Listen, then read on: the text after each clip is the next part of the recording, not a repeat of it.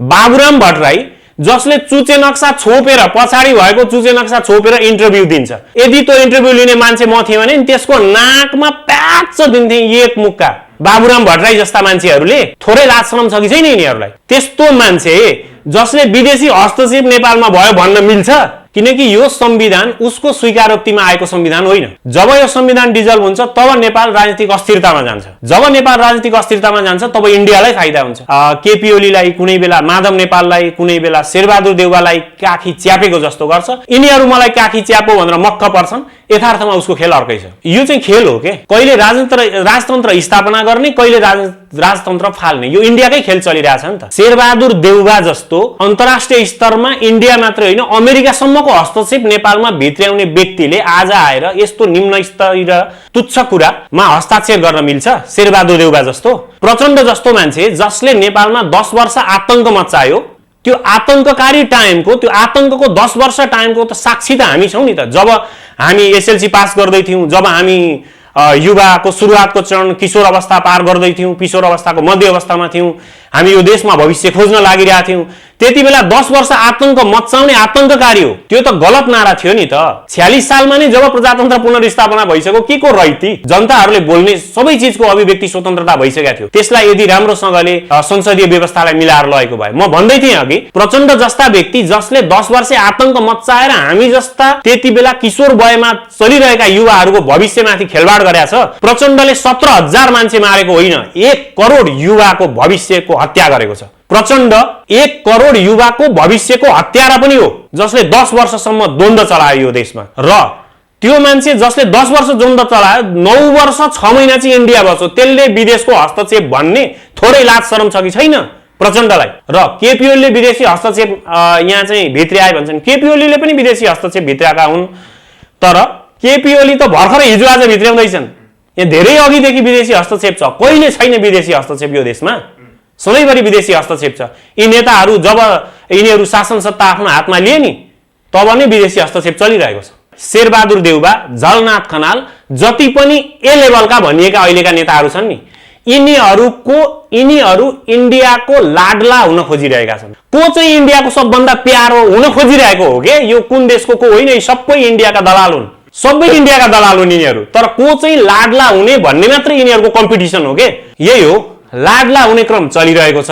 त्यो लाडला हुनेमा को नजिक हुन्छ त्यसैले जित्छ। अब उनीहरू लाडला हुँदाखेरि इन्डियालाई फाइदा हुने भयो भने, जो नजिक हुन्छ त्यो हुँदाखेरि, पार्टी एकता हुँदाखेरि फाइदा हुने हो भने इन्डियाले एकता गराइदिन्छ। यो देशको सैनिकलाई डिजल्भ गर्ने, नम्बर 3, सैनिक डिजल्भ भइसकेपछि यो देशलाई उसले भुटानीकरण, सिक्किमीकरणको बाटोतिर लाने उसको योजना थियो। तर नेपाली जनताले दिन्छ? दिँदैन। नेपालको हरेक व्यक्ति बम भएर उठ्नेछ। मैले पटक पटक भन्ने गरेको छु, एउटा दुईटा आतंककारीसँग डराउने देशले 3 करोड नेपालीहरूको बेगलाई थाम्न सक्छ? सक्दैन। तर उसको प्रयत्न त रहन्छ, उसले त्यही जारी राखेको छ। त्यो जारी राख्नमा यहाँका लाडला हुने नेताहरूले सहयोग गरिरहेका छन्। हुँदै केपी शर्मा ओलीको अहिले हामीसँग तुलना नगर्नुहोस्, किनभने मैले भनिसकेँ, यिनीहरू प्रोलेटरिएटबाट राजनीति गरेर बुर्जुवा भइसकेका, सामन्त भइसकेका। केपी ओली सामन्ती हुन् अहिले।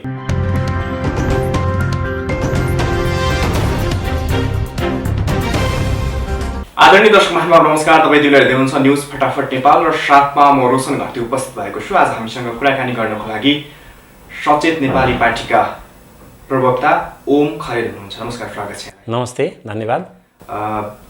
आज मात्रै प्रधानमन्त्री र राष्ट्रपतिको पत्रमा सर्वोच्चले चाहिँ शेरबहादुर देउवालाई प्रधानमन्त्री बनाउन मिल्दैन भनेर पत्र पठाउनु भएको छ। यसको रहस्य के हुन सक्छ? शेरबहादुर देउवालाई फलानु व्यक्तिलाई प्रधानमन्त्री बनाउनु पर्छ भनेर सर्वोच्चले भन्न मिल्दैन।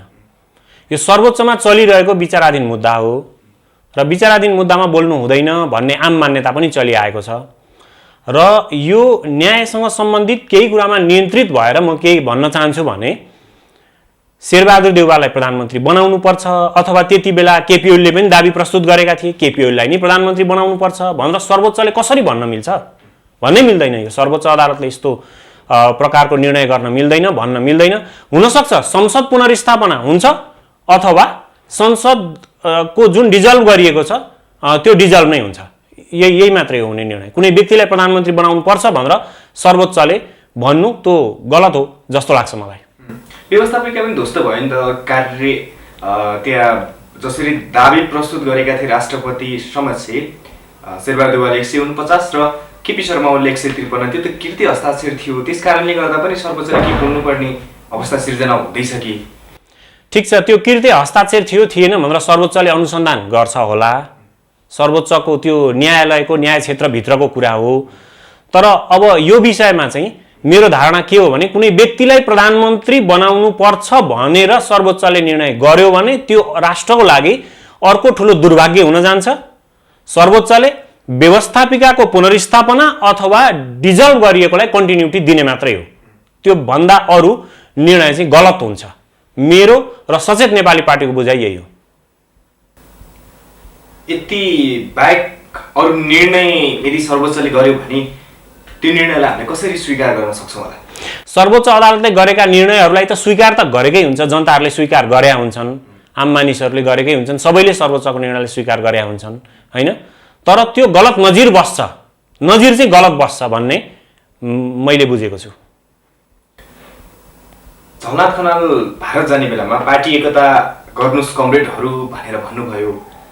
माधव कुमार नेपाल यता केपी शर्मा ओलीसँग मिलेर फेरि केपी शर्मा ओलीकै सरकारले निरन्तरता दिनको लागि त्यो खेल खेलिँदैछ कि उता शेरबहादुर देउवा पनि महाधिवेशन गर्नुपर्छ भनेर उता महाधिवेशनको तयारीमा जुट्नु भएको छ। अब शेरबहादुर देउवा अर्थात् नयाँ वैकल्पिक सरकार चाहिँ नबन्ने सङ्केत देखिएको हो। यो जुन चलिरहेको छ यो राजनीतिक खिचातानी अहिलेको कुन नेताले के भनौँ कसो भनौँ सबै इन्डियाको खेल हो। यो इन्डियाले खेल खेलिरहेछ, उसलाई कुनै पनि हालतमा यो संविधान डिजल्भ गर्नु छ, किनकि यो संविधान उसको स्वीकारोक्तिमा आएको संविधान होइन। जब यो संविधान डिजल्भ हुन्छ तब नेपाल राजनीतिक अस्थिरतामा जान्छ। जब नेपाल राजनीतिक अस्थिरतामा जान्छ तब इन्डियालाई फाइदा हुन्छ। नेपालमा दुई तिहाईको सरकार आएको बेलामा केपी ओलीले त्यति बेला लिम्पियाधुरासम्मको चुचे नक्सा प्रकाशित गरेका थिए भने नेपालमा राजनीतिक स्थायित्व आयो भने त त्यो त इन्डियाको लागि त राम्रो हुने रहन्छ नि त। त्यसैले इन्डियाले यहाँ राजनीतिक रूपमा सधैँ अस्थिरता मचाउनको निम्ति उसले यो संविधान डिजल्भ गर्ने सम्मको अवस्थामा यो नेपाल देशलाई पुर्याउन खोज्दैछ। त्यसैको लागि उनले कुनै बेला केपी ओलीलाई, कुनै बेला माधव नेपाललाई, कुनै बेला शेरबहादुर देउवालाई काखी च्यापेको जस्तो गर्छ। यिनीहरू मलाई काखी च्यापो भनेर मक्क पर्छन्, यथार्थमा उसको खेल अर्कै छ। तपाईँले भर्खरै भन्नुभयो संविधान नै अब खारेज हुने सम्भावना बढेको छ। र आज मात्रै महेश बस्नेतले गणतन्त्र, धर्मनिरपेक्षता र संघीयता चाहिँ खारेजको दिशामा गइरहेछ भनेर भन्नुभयो। अब यो संघीयता, धर्मनिरपेक्षता, यो गणतन्त्र हामीलाई नचाहिएको, हामी फेरि राजतन्त्रमै फर्किने हो। यो चाहिँ खेल हो के, कहिले राजतन्त्र स्थापना गर्ने, कहिले राजतन्त्र फाल्ने, यो इन्डियाकै खेल चलिरहेछ नि त। यो भइरह्यो भने के हुन्छ, देश अस्थिरतामा जान्छ। मैले भर्खरै पनि भने जब देश अस्थिरतामा जान्छ तब विकास हुँदैन, तब यो देशमा चाहिँ समृद्धि आउँदैन। नआएपछि इन्डियालाई यहाँका नेताहरूको बिचमा खेलिरहनको लागि इन्डियालाई सजिलो हुन्छ, सहज हुन्छ। त्यो अवस्थामा उसले यो संविधानलाई डिजल्भ गर्ने अवस्थातिर लान सक्छ, लान सक्दैन भन्दिनँ म, लान सक्छ, त्यो अवस्था आउन सक्छ। तर त्यो आएर पनि फाइदा छैन। राजा आएर नेपालमा केही फाइदा छ त अहिलेको लागि यति बेला? त्यसैले यो राजनीतिक अस्थिरताको खेल मात्रै हो, यो केही पनि होइन। यो बाहेक अरू इन्डियाले खेलिरहेको खेल हो यो। जस्तो तपाईँ आफैले पनि इन्डियाले जे भनिरहेछ त्यही नेताहरू गोटी सर चलिरहेछन् भनेर भन्नुभयो। हजुर। र धेरैले त्यस्तो खालको आरोप पनि लगाइरहेका छन् वैदेशिक हस्तक्षेप भयो भनेर। 5 जना पूर्व प्रधानमन्त्रीले एक संयुक्त विज्ञप्ति जारी गर्दै वैदेशिक हस्तक्षेप निम्तिएको छ भनेर भन्नुभएको छ। नाङ्गो आँखाले पनि त्यो अब देख्न सकिने अवस्था छ। केपी शर्मा ओलीले त्यो वैदेशिक हस्तक्षेप, खास गरी भारतीय हस्तक्षेप निम्ताएका हुन्, अरू प्रधानमन्त्रीहरूले त निम्ताएका होइनन् जस्तो गरी अहिले कुरा आइरहेछ। खास के हो यो? यी 5 जना पूर्व प्रधानमन्त्रीहरूलाई थोरै पनि लाज र शरम छ भने त्यो यिनीहरूले जुन स्टेटमेन्ट अस्ति निकालेका छन् त्यो तुरन्तै फिर्ता लिए भने यिनीहरूको थोरै भए पनि इज्जत बच्छ। शेरबहादुर देउवा जस्तो अन्तर्राष्ट्रिय स्तरमा इन्डिया मात्रै होइन अमेरिकासम्मको हस्तक्षेप नेपालमा भित्र्याउने व्यक्तिले आज आएर यस्तो निम्न स्तरीय र तुच्छ कुरामा हस्ताक्षर गर्न मिल्छ? शेरबहादुर देउवा जस्तो, प्रचण्ड जस्तो मान्छे जसले नेपालमा 10 वर्ष आतंक मचायो, त्यो आतंककारी टाइमको, त्यो आतंकको 10 वर्ष टाइमको त साक्षी त हामी छौँ नि त। जब हामी एसएलसी पास गर्दै थियौँ, जब हामी युवाको सुरुवातको चरण किशोर अवस्था पार गर्दै थियौँ, किशोर अवस्थाको मध्य अवस्थामा थियौँ, हामी यो देशमा भविष्य खोज्न लागिरहेका थियौँ, त्यति बेला 10 वर्ष आतंक मच्चाउने आतंककारी हो। त्यो त नागरिकलाई रैतीबाट नागरिकले बनाउनु थियो नि त। राज संस्था हटाएर तिनीहरूको नारा त त्यो थियो। त्यो त गलत नारा थियो नि त। 46 सालमा नै जब प्रजातन्त्र पुनर्स्थापना भइसक्यो, के को रैती? जनताहरूले बोल्ने सबै चिजको अभिव्यक्ति स्वतन्त्रता भइसकेको थियो। त्यसलाई यदि राम्रोसँगले संसदीय व्यवस्थालाई मिलाएर लगेको भए, म भन्दै थिएँ अघि, प्रचण्ड जस्ता व्यक्ति जसले 10 वर्ष आतंक मच्चाएर हामी जस्ता त्यति बेला किशोर वयमा चलिरहेका युवाहरूको भविष्यमाथि खेलवाड गरेका छ। प्रचण्डले 17,000 मान्छे मारेको होइन, 1 करोड युवाको भविष्यको हत्या गरेको छ। प्रचण्ड 1 करोड युवाको भविष्यको हत्यारा पनि हो, जसले 10 वर्षसम्म द्वन्द्व चलायो यो देशमा। र त्यो मान्छे जसले 10 वर्ष द्वन्द्व चलायो, 9 वर्ष 6 महिना चाहिँ इन्डिया बस्यो, त्यसले विदेशको हस्तक्षेप भन्ने थोरै लाज शरम छ कि छैन प्रचण्डलाई? बाबुराम भट्टराई जसले चुचे नक्सा छोपेर, पछाडि भएको चुचे नक्सा छोपेर इन्टरभ्यू दिन्छ, यदि त्यो इन्टरभ्यू लिने मान्छे म थिएँ भने त्यसको नाकमा प्याच दिन्थे एक मुक्का। त्यस्तो मान्छे जसले विदेशी हस्तक्षेप नेपालमा भयो भन्न मिल्छ? बाबुराम भट्टराई जस्ता मान्छेहरूले थोरै लाज शरम छ कि छैन यिनीहरूलाई? र केपी ओलीले विदेशी हस्तक्षेप यहाँ चाहिँ भित्र्याए भन्छन्। केपी ओलीले पनि विदेशी हस्तक्षेप भित्र्याएका हुन्, तर केपी ओली त भर्खरै हिजो आज भित्र्याउँदैछन्। यहाँ धेरै अघिदेखि विदेशी हस्तक्षेप छ, कहिले छैन विदेशी हस्तक्षेप यो देशमा, सधैँभरि विदेशी हस्तक्षेप छ। यी नेताहरू जब यिनीहरू शासन सत्ता आफ्नो हातमा लिए नि, तब नै विदेशी हस्तक्षेप चलिरहेको छ। त्यसैले यो विदेशी हस्तक्षेप भन्ने कुरा यहाँका नेताहरू चाहिँ उनीहरूको प्यारो हुनको लागि निम्ति आएको। जब जब नेपाली राजनीति अस्थिरतातर्फ अगाडि बढ्छ अथवा नेपाली राजनीति को निकास निस्किरहेको हुँदैन, त्यति बेला वैदेशिक हस्तक्षेप भनेर हामीले आरोप लगाउने गर्छौँ। त्यो वैदेशिक हस्तक्षेपको कारणले हो या हाम्रै लिडरहरू चाहिँ सही पठाउन सकेनौँ? कहाँनिर अल्झे जस्तो लाग्छ तपाईँ? Good question. यो विषयमा मेरो स्पष्ट धारणा के हो भने, नेपालका नेताहरू केपी ओली, प्रचण्ड, बाबुराम भट्टराई, शेरबहादुर देउबा, झलनाथ खनाल, जति पनि ए लेभलका भनिएका अहिलेका नेताहरू छन् नि, यिनीहरू इन्डियाको लाडला हुन खोजिरहेका छन्। को चाहिँ इन्डियाको सबभन्दा प्यारो हुन खोजिरहेको हो के? यो कुन देशको को होइन, सबै इन्डियाका दलाल हुन्। तर को चाहिँ प्यारो हो के? लाडला सबै इन्डियाका दलाल हुन् यिनीहरू। तर को चाहिँ लाडला हुने भन्ने मात्रै यिनीहरूको कम्पिटिसन हो के? को सबभन्दा नजिक जाने, इन्डियाको लाडला को हुने, एकदम बेस्ट सहित मान्छे चाहिँ को हुने भनेर यिनीहरूको कम्पिटिसन हो। त्यसैले यो विदेशी हस्तक्षेप त यही लाडला हुने नेताहरूको कम्पिटिसनले नै आएको हो नि त। अब के त माधव कुमार नेपालले जुन तरिकाले अगाडि बढिरहेछन्, पार्टी एकता गराउनुपर्छ भनेर, त्यो सम्भव होला? केपी शर्मा ओलीले मान्लान् उनका कुराहरू? यही हो, लाडला हुने क्रम चलिरहेको छ। त्यो लाडला हुनेमा को नजिक हुन्छ त्यसैले जित्छ। अब उनीहरू लाडला हुँदाखेरि इन्डियालाई फाइदा हुने भयो भने, जो नजिक हुन्छ त्यो हुँदाखेरि, पार्टी एकता हुँदाखेरि फाइदा हुने हो भने इन्डियाले एकता गराइदिन्छ। इन्डियाले के फाइदा खोजिरहेछ नेपालबाट अहिले? हो, इन्डियाले फाइदा के खोजिरहेछ भन्ने जिस्ट कुरा चाहिँ यो। इन्डियाले फाइदा के खोजिरहेछ भने, यो देशमा राजनीतिक अस्थिरता नम्बर 1, यो देशको समृद्धि हुन नदिनु नम्बर 2, र त्यति गरिसके पछाडि यो देशको सैनिकलाई डिजल्भ गर्ने नम्बर 3। सैनिक डिजल्भ भइसकेपछि यो देशलाई उसले भुटानीकरण, सिक्किमीकरणको बाटोतिर लाने उसको योजना त्यो। तर नेपाली जनताले दिन्छ? दिँदैन।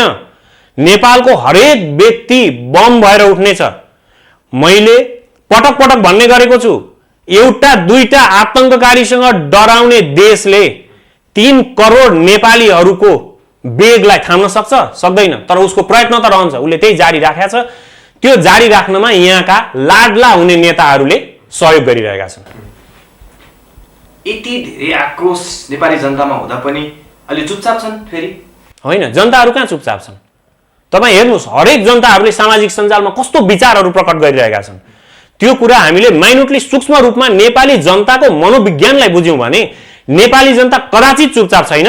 नेपाली जनताले जहिले पनि समृद्धि खोजिरहेको छ, यो देशको स्थिरता खोजिरहेको छ, यो देशमा शान्ति खोजिरहेको छ, र नेपालीहरू पनि कुनै विश्वस्तरीय हाम्रो देश पनि कुनै विश्व स्तरीय राष्ट्र होस् भन्ने खोजिरहेको छ।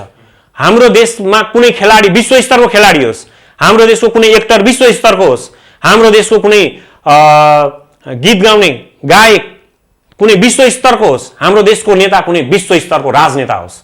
नेपालीले खोजेको चिज यो। त्यसैले नेपालीहरूमा त्यो उछलकुद छ, नेपालीहरू चाहिँ विस्फोट हुन मात्रै बाँकी छ, त्यो अवस्थामा पुगेका छन्। समृद्धिका नारा सही नेतृत्व हामीले पठाउनुपर्छ भनेर त्यो नारा त पटक पटक लगायो, र जब त्यो नेतृत्वमा पुगे, जब त्यो सत्तामा पुगे, फेरि तिनीलाई हामीले विदेशी एजेन्ट, विदेशी दलाल भनेर पटक पटक आरोप किन लगाइरह्यो? यो भनेको नेपालमा धेरै पटक अहिले हेर्नुहोस् कम्युनिस्टहरू शासन सत्तामा, यो 62-63 को आन्दोलन पछाडि कम्युनिस्टहरू धेरै पटक शासन सत्तामा पुगेका छन्, धेरैजना कम्युनिस्ट प्रधानमन्त्रीहरू भएका छन्। उनीहरूको राजनीति सुरु हुन्छ प्रोलेटरिएट अर्थात् सर्वहाराबाट उनीहरूको राजनीति सुरु हुन्छ, र त्यो राजनीति गर्दै गर्दै उसले त्यो राजनीतिको आफ्नो विकासक्रम त्यो सिँढी चढेर जब माथि पुग्छ नि, त्यो प्रोलेटरिएट बुर्जुवा हुन्छ, सर्वहारा सामन्तीमा परिणत हुन्छ। त्यसैले जनताहरूलाई सधैँ धोका भइरहन्छ के, र उनीहरू त्यो प्रोलेटरिएटबाट बुर्जुवा हुने क्रममा कुनै विदेशीको, हाम्रो नजिकैको विदेशीको लाडला हुने प्रयत्न गर्छन्। अनि त्यो त जनताहरूलाई धोका भयो नि, जनताहरूले त विश्वास गरेर नै पठाएको हुन्छ, त्यो त धोका भयो नि जनताहरूलाई। कूटनीतिमा पनि हामी चुक्यौँ। कूटनीतिमा त मैले अघि नै भनेको कुरा हो। यो मेन कुरा के हो भने यहाँका नेताहरू लाडला, इन्डियाको प्यारो हुन खोज्ने, सबभन्दा चहेती हुन खोज्ने उनीहरूको मनोविज्ञान छ, जसले उनीहरूलाई सत्तामा टिकाइरहन्छ, शक्तिमा राखिरहन्छ। त्यो उनीहरूको जुन मनोविज्ञान छ त्यसले बिस्तारै बिस्तारै गएर उनीहरूले देशको स्वार्थ बिर्सिँदै जान्छन्, आफ्नो शक्ति स्वार्थलाई उनीहरूले केन्द्रित गर्छन्, र राष्ट्रको स्वार्थ, नेपाली जनताहरूको स्वार्थ, भोटको बेलामा, चुनावको बेलामा मैले के बाचा कसम गरेका थिएँ, मेरो पार्टीबाट जित्नेहरूले कस्ता कस्ता बाचा कसम गरेका थिए, विकासका कस्ता कस्ता बाचाहरू गरेका थिए, त उनीहरू बिस्तारै बिर्सिँदै जान्छन्। किनभने त्यहाँ मजा हुन्छ उनीहरूलाई, शक्तिमा बसिरहेर कुनै एउटा विदेशीको चहेती भएर, सबभन्दा चाहेको व्यक्ति भएर शक्तिमा बसिरहन त पाइने रहेछ, नेपाली जनताहरूको पक्षमा लागेर त नपाइने रहेछ भन्ने उनीहरूले बुझिसके पछाडि जनताहरूका विकासका आवाजहरूलाई उनीहरूले बिर्सिँदै जान्छन्। भएको यही हो वर्षौंदेखि नेपालमा। त्यसैले यसलाई चाहिँ तपाईँ कूटनीतिक असफलता भन्नुहोस् अथवा जेसुकै भन्नुहोस्, होइन, जसले चाहिँ त्यो कूटनीति चलाइरहेको छ त्यो मान्छेले नै कूटनीतिलाई राम्ररी बुझ्न सकेको छैन, र कूटनीति कसरी राष्ट्रको स्वार्थमा कसरी काम गर्नुपर्छ भन्ने कुरा उसले भुलेर आफ्नो स्वार्थ, व्यक्तिगत स्वार्थ र पार्टीगत स्वार्थमा गइसकेपछि कूटनीतिले खास प्रभावकारी ढङ्गमा काम गर्न नसकेको हो। जस्तो पहिला हामीले पटक पटक प्रधानमन्त्री भएकालाई हामीले आरोप लगाउने गर्छौँ, गण्डक बेचे, कोशी बेचे, महाकाली बेचे भनेर अहिले फेरि पछिल्लो समय लिपुलेक बेचे भन्ने आरोप लगाउँदै आइरहेका छन्, सुस्ता बेचे भन्ने आरोप लगाउँदै आइरहेका छन्। यो बेचे भन्ने आरोप कहिलेसम्म सुन्नुपर्ने हामीले? यो जबसम्म नेताहरू चाहिँ त्यही हो, कुनै विदेशीहरूको चाहिँ सबभन्दा प्यारो हुने प्रयत्न जबसम्म गरिरहन्छन् तबसम्म हामीले सुनिरहनु पर्छ। एक नम्बर 2, नेपाली जनताहरू जो नेपाली भोटर्सहरू हुनुहुन्छ उहाँहरूले पनि कुनै एउटा अथवा त्यो दुईटा चिन्ह दिमागमा राखेर त्यसमा चाहिँ जोसुकै उठोस्, एउटा कुकुरै उठे पनि त्यसमा भोट हाल्छु भन्ने एउटा जुन कन्सेप्ट लिएर बस्नु भएको छ नि, उहाँहरूले त्यो कन्सेप्ट चेन्ज गर्नुपर्छ। मैले धेरै ठाउँ भन्ने सुनेको छु, फलानो चुनाव चिन्ह छ, त्यसमा त मेरो हजुरबाबुले पनि त्यसैमा भोट हालेको 17 सालमा, 48 सालमा मेरो बाबुले पनि त्यसैमा हालेको, अहिले म पनि त्यसैमा हाल्छु, बरु कुकुरै उठे पनि उठोस् भन्ने नेपाली भोटर्सहरूको एउटा मनोविज्ञान जुन छ त्यो मनोविज्ञान चेन्ज गर्नु जरुरी छ। र त्यसको लागि हामीले के गर्नुपर्छ, देशव्यापी रूपमा हामीले चाहिँ यो नागरिक सचेतना अभियानहरू, अवेरनेस क्याम्पेनिङहरू हामीले देशभरि चलाउनुपर्छ, ताकि भोटर्सहरूले बेस्ट क्यान्डिडेटलाई उनीहरूले छनौट गरेर चुनाव गरेर जिताएर उनीहरूले संसदमा पठाउन्, न कि कुनै एउटा चुनाव चिन्हमाथि उनीहरूको चाहिँ सधैँ त्यो दिमागमा चुनाव चिन्हको एउटा भूत बसिरहोस्, त्यस्तो नहोस् कहिले पनि। जस्तो तपाईँहरूले पनि नयाँ पार्टीको रूपमा र उदयमान शक्तिको रूपमा तपाईँले आफूले परिचित गराइरहनु भएको छ, तपाईँको खास देश विकास गर्ने त्यो भिजन चाहिँ के हो? सचेत नेपाली पार्टीले देश विकास गर्नको लागि मूलतः 4-5 वटा चिजलाई कार्यान्वयन गर्छ। सबभन्दा पहिला यसले कृषिमा महत्त्व दिन्छ, कृषिलाई महत्त्व दिन्छ, कृषि क्षेत्रलाई, किनकि नेपाललाई कृषि प्रधान देश हो भनेर वर्षौंदेखि हामी सधैँ त्यही भनिरहेका छौँ। हुन पनि हो, नेपालमा तराईदेखि हिमालसम्म जुनसुकै जमिनमा जस्तोसुकै फसल र फ्रुट्सहरू यहाँ उत्पादन हुन्छ। त्यसैले हामीले कृषिलाई नम्बर 1 मा महत्त्व दिन्छौँ। त्यसपछि कृषिसँग सम्बन्धित उद्योग धन्दा र कल कारखानाहरू स्थापनामा हामी दोस्रो नम्बरमा जोड दिन्छौँ। तेस्रो नम्बरमा हामीले हाइड्रो पावरलाई जोड दिन्छौँ ताकि ऊर्जाको जहिले पनि अभाव भइरहन्छ र त्यो ऊर्जाको अभावलाई परिपूर्ति गर्नको निम्ति हामीले ऊर्जा उत्पादन गर्नै पर्ने हुन्छ। त्यसको लागि हामीले पेट्रोलियम लगायतका प्रोडक्टहरूलाई हामीले रिप्लेस गर्नको लागि हामीसँग हाइड्रो एनर्जी चाहिन्छ। त्यसैले हामी हाइड्रो पावरको जेनेरेसनलाई एकदमै महत्त्व दिन्छौँ र चौथो नम्बरमा हामी टुरिज्मलाई दिन्छौँ। यो देश मेचीदेखि महाकालीसम्म, यो देश तराईदेखि हिमालसम्म सुन्दर हराभरा दृश्यहरूले छटाहरूले भरिपूर्ण भएको देश हो र यो देशमा संसारभरिका पर्यटकहरू यो देशमा आकर्षित गर्न सक्ने क्षमता यो देशसँग छ। यो देशसँग धरतीको सबैभन्दा ठुलो हिमाल, सबैभन्दा ठुलो टाकुरा, सबैभन्दा अग्लो टाकुरा सगरमाथादेखि लिएर यो देशमा विभिन्न अरू प्राकृतिक सुन्दरताहरूले भरिपूर्ण भएको देश भएको हुनाले हामी पर्यटन क्षेत्रलाई पनि महत्त्व दिनेछौँ र यी सबै कुरा जुन महत्त्व दिनेछौँ भने मैले यसलाई हामी कार्यान्वयन गरेर देखाउनेछौँ। हामी कार्यान्वयन गर्नेछौँ यी चिजहरूलाई। हामीले भिजन मात्र ल्याउने छैनौँ, त्यसैले हामी कार्यान्वयनमा यी 4वटा चिजहरूलाई जोड दिनेछौँ। यस पछाडि इम्प्लोइमेन्ट जेनेरेसन भइहाल्छ। नेपाली युवाहरू विदेश जानु गइराख्नु पर्ने 80 लाख युवाहरू विदेश त जान 100% स्टप त गर्न सकिँदैन। यद्यपि जुन 80 लाख युवाहरू विदेश जानु भएको छ त्यसलाई हामीले 80% हामीले कम गर्न सक्छौँ र यही देशमा उत्पादनशील युवाहरूले यो देशलाई सुन्दर बनाउन सक्नुहुनेछ। केपी शर्मा ओलीको जस्तो सत्तामा गएर चुच्चे नक्सा जारी गरेर त्यो बाटोमा फोलेनको बाटो बनिसक्दा समेत चुपचाप बस्ने त्यस्तो सत्ता हुँदैन तपाईहरुको? हुँदैन। केपी शर्मा ओलीको अहिले हामीसँग तुलना नगर्नुहोस्, किनभने मैले भनिसकेँ यिनीहरू प्रोलेटरिएटबाट राजनीति गरेर बुर्जुवा भइसकेका, सामन्त भइसकेका। केपी ओली सामन्ती हुन्। अहिले उनीहरूले जुन सामन्तको विरुद्धमा क्रान्ति गर्ने भन्छन् नि कम्युनिस्टहरू, त्यो सामन्तीमा पुगिसकेका हुन् केपी शर्मा ओली। अहिले उनको त्यो अवस्था त्यो हो। केपी शर्मा ओली मात्र होइन, शेरबहादुर देउवा, प्रचण्ड, बाबुराम, यिनीहरू, माधव नेपाल, यिनीहरू अहिले त्यो अवस्थामा पुगेका मान्छेहरू हुन्। त्यसैले यिनीहरूले भनेको र गरेको केही पनि मिल्दैन। यिनीहरूले भन्छन् एउटा र राजनीति गर्छन्, तर जब त्यो कार्यान्वयन गर्ने स्तरमा पुग्छन् तब यिनीहरू कुनै विदेशीको चहेती व्यक्ति हुनको लागि कम्पिटिसन गर्छन्, प्रतिस्पर्धा गर्छन्। त्यसैले हामी सधैँभरि पछि परिरहेका छौँ र त्यो प्रकारको राजनीतिमा सचेत नेपाली पार्टीले विश्वास गर्दैन। जस्तो भारतको गुलाम हुँदैछौँ हामी, बिस्तारै सिक्किमतर्फ लग्दैछ विदेशी हस्तक्षेपको कारणले गर्दा, हामीले निम्ताएकै कारणले, हाम्रा नेतृत्वले निम्ताएको कारणले गर्दा भन्ने गर्छौँ। त्योबाट चाहिँ त्यत्तिकै बस्ने कि कसरी बस्न सकिएला? जस्तै सुस्तालीको लेखमा भारतको जुन दादागिरी देखिन्छ त्यसबाट चाहिँ अब एयरपोर्टमा पनि भारतीय सेना बस्ने, अब सीमाना सुरक्षा पनि भारतीय सेना राख्ने जस्ता प्रस्तावहरू अघि सरेको भन्ने कुराहरू पनि पटक पटक मिडियामा आइरहेछन् पछिल्लो समय। अहिले मैले पटक पटक भन्ने गरेको छु कि हामी इन्डियाको गुलाम कहिले पनि हुनेवाला छैनौँ र इन्डियाले गुलाम बनाउँछु भनेर नेपालीलाई सोच्नु दिवा स्वप्न हो। न त नेपाल सिक्किमीकरण, न त इन्डियाको गुलाम हुनेछ, न त भुटानीकरण हुनेछ। तर मैले अघि भन्न खोजेको कुरा के हो भने यिनीहरूले त्यो दिशातिर लान खोजेका हुन्। यहाँका नेताहरूले कुनै विदेशीको, इन्डियाको एकदम सबभन्दा नजिकको मान्छे, चहेती व्यक्ति भएर त्यतातिर उनीहरूले लान खोजेका हुन्, होइन? तर युवाहरू छन् नि, जुर्मुराउँछन् नि युवाहरूले। एउटा निश्चित कालखण्डमा यो देशमा आमूल परिवर्तन भएको छ। 100औं वर्षदेखि शासन सत्ता चलाइरहेको राज संस्थासम्म उन्मूलन गर्न सक्ने युवाहरू यो देशमा छन्। त्यसैले ती युवाहरूले यो सबै चिज हुनको लागि रोक्नेछन्, रोकिनेछ। त्यो चिज त्यो हुन दिइने छैन, त्यो हुँदैन। त्यो कुनै पनि हालतमा नेपाल इन्डियाको गुलाम भएर रहिरहने अथवा त्यो पथतिर जाँदैन।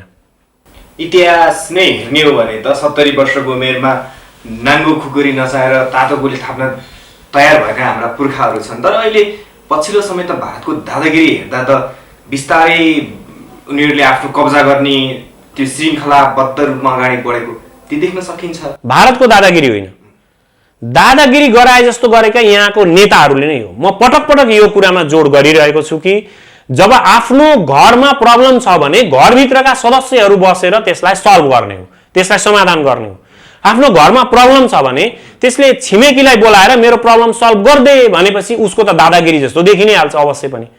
तर एक्ज्याक्टली भारतको दादागिरी होइन, यहाँका नेताहरूलाई प्रतिस्थापन गर्ने दिन आएको छ। अब हामी बाबुराम भट्टराई जस्ता यो देशका घातीहरू, प्रचण्ड जस्ता आतंक मचाउने व्यक्तिहरू, केपी ओली र माधव नेपालहरू जस्ता इन्डियाका चहेताहरू र शेरबहादुर देउवा जस्ता महाकाली सन्धि गरेर 10औं खरब यिनीहरूले चाहिँ 10औं खरब डलर यो देशलाई फाइदा हुन्छ भनेर गरेका थिए। जबसम्म यस्ता मान्छेहरूलाई फाँसी दिने कानुन बन्दैन यो देशमा, तबसम्म यो देशलाई चाहिँ विदेशीको गुलाम बनाउन प्रयत्नरत व्यक्तिहरू अर्को जेनेरेसन भएर यिनीहरू जन्मिरहनेछन्, हुर्किरहनेछन्। कुनै पनि व्यक्तिलाई, कुनै पनि नेतालाई उसको क्रियाकलापमा लगाम लगाउनको निम्ति महत्त्वपूर्ण कुरा हो कानुन बन्नुपर्छ, शक्तिशाली कानुन बन्नुपर्छ, जसले महाकाली सन्धिबाट यति फाइदा हुन्छ भनेर उनीहरूले जुन देखाएका थिए, तर त्यो वास्तवमा केही पनि फाइदा भएन। त्यो त नेपालको पश्चिमपट्टिका केही भागहरू बेच्ने योजना रहेछ, केही पैसा खाएर आफ्नो सत्ता टिकाएर, शासन सत्ता टिकाएर त्यस्तो योजना बनाइएको रहेछ हैन भने त्यो त अहिले हामीले छर्लङ्ग भइसक्यौँ, बुझिसक्यौँ। तिनीहरू बाँचेकै छन्, हाम्रै अगाडि छन्। तिनीहरूलाई हामीले खोइ फाँसीको फन्दामा लड्काएको त्यो कानुन बन्नु पर्यो, जसले देशमाथि घात गर्छ, जसले तमाम 3 करोड नेपालीहरूको भविष्यमाथि खेलवाड गर्छ र त्यो प्रमाणित हुन्छ। आज त प्रमाणित भइसक्यो नि महाकाली सन्धि घाती हो भनेर। त्यो प्रमाणित भइसकेको अवस्थामा तिनीहरूलाई नै, तिनीहरूकै भजन गाउँदै हिँड्नेहरू जसले हिँडिरहेका छन् हैन, तिनीहरूकै भजन गाउँदै हिँड्नेहरू, त्यो त देशको लागि त खतरनाक अवस्था हो हैन। यी मात्रै होइन, मैले अर्का नामहरू पनि लिन बिर्सेको छु। अहिले तपाईँले यही बेलामा मैले सम्झेँ कि अर्को नाम भनेको पशुपति शमशेर राणा र प्रकाश चन्द्र लोहनी। यिनीहरू महाकाली सन्धि पास गर्दाखेरि प्रकाश चन्द्र लोहनी भन्ने मान्छे परराष्ट्र मन्त्री थियो, पशुपति राणा भन्ने मान्छे जलस्रोत मन्त्री थियो। यी सहित अहिले मैले भनेका यी नामहरूलाई तपाईँ 1 महिनाभित्रमा फाँसीको फन्दामा लड्काउनुहोस्, यो देशको आमूल परिवर्तन हुन्छ, कायापलट हुनेछ, यो देशले कायापलट गर्नेछ। किनकि महाकाली सन्धिले गर्दाखेरि यो देशमा कति धेरै घात भएको छ भन्ने हामीले थाहा पाइकन पनि यिनै नेताहरूलाई भोट हाल्न जाने। मेन्टालिटी चेन्ज गर्नुहोस् नेपाली भोटरहरू, यो मेरो रिक्वेस्ट हो। सचेत नेपाली पार्टीले रिक्वेस्ट गर्छ, तपाईहरूको दिमागमा जुन पुरानो पार्टीको चुनाव चिन्हको भूत बसेको छ त्यो तुरन्त उतार्नुहोस्। यति धेरै हामी सचेतना दिइरहेछौँ कि म भनिरहेछु पटक पटक कि महाकाली सन्धिले यो देशमा यति धेरै घात गर्दा पनि तिनै नेताहरूलाई भोट हाल्ने कति दुर्भाग्य। जनताहरू हामीले नबुझेको हो कि यो विषयमा, अथवा हाम्रो दिमागमा त्यो भूत चढेर हामी यो काम गरिरहेका छौँ कि यो हामीले चेन्ज गर्नुपर्छ। हामीले नयाँ लिडर्सहरू, उत्पादनशील युवाहरूलाई यो देशमा राख्न सक्ने लिडर्सहरू, यो देशलाई समृद्धिको बाटोमा लान सक्ने लिडर्सहरू खोज्नुपर्छ। सचेत नेपाली पार्टीले यही आह्वान गर्छ। हस्, यहाँको महत्त्वपूर्ण समय र विचारको लागि हस्, धन्यवाद।